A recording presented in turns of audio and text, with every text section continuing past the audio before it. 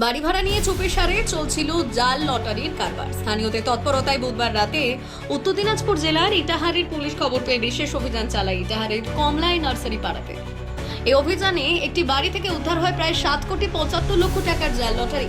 বাজেয়াপ্ত হয় একটি কম্পিউটার এবং গ্রেপ্তার হয় 4 যুবক, যা দেখে চক্ষু চড়ক গাছ পুলিশ কর্তাদের। ধৃতদের বৃহস্পতিবার আদালতে পেশ করে পুলিশ।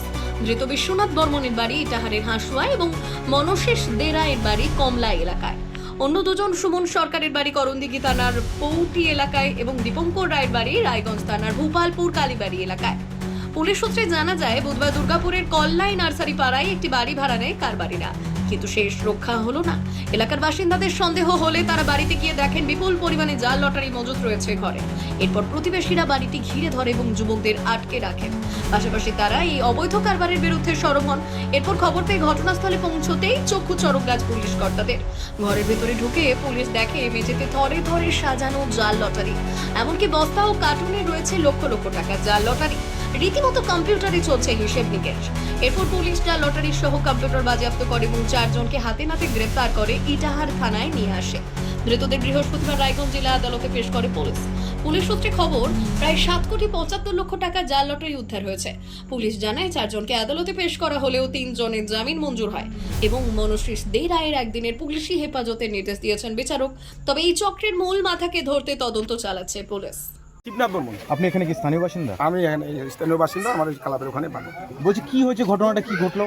এখানে ঘটনাটা যেটা ঘটলো, আমার কাছে একটা ফোন গেল যে এখানে নাকি লটারি টিকিট ধরা পড়ছে। আমি এসে দেখলাম যে এত লটারি টিকিট, যেটা অবৈধ লটারি টিকিট।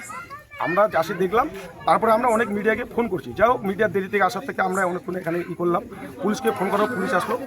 আমরা পুলিশকে একটা অনুরোধ করছি যে স্যার আপনি নিয়ে যাবেন, আগে মিডিয়া হবে, তারপরে আমরা দেখব। এরা কি বৈধ লটারি এগুলো? না, অবৈধ।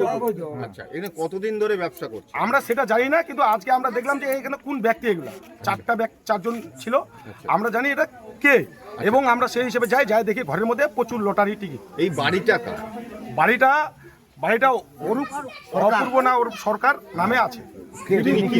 সেদিকের কাজ করে এবং দিয়ে আপনি জানতেন? আপনাদের কি মনে হয় সিভিক ভলেন্টিয়ার কি জানতেন? ভাড়া দিছে এবং কোন লোককে ভাড়া দিছে সেটা নিজে অবশ্যই জানে। ভাড়া দিছে, কোথায় ভাড়া দিছে আমি তো জানবই, কোন ব্যক্তিকে ভাড়া দিছে। অরূপ সরকার কোথায় আছে এখন? অরূপ সরকার এখানেই ছিল, এখন কোথায় আছে আমি বলতে পারছি না। পালিয়ে গেছে? চলে গেছে, আপনাদেরকে দেখে চলে গেছে, মিডিয়া দেখে চলে গেল হয়তো। আর যে ভেতরে যারা আছে তাদেরকে চেনেন আপনারা? আমরা 3টাকে চিনতে পারছি না, একটা ব্যক্তিকে চিনতে পারছি, সে নাম জানি না, কিন্তু আমাদের পাশের বাড়ি।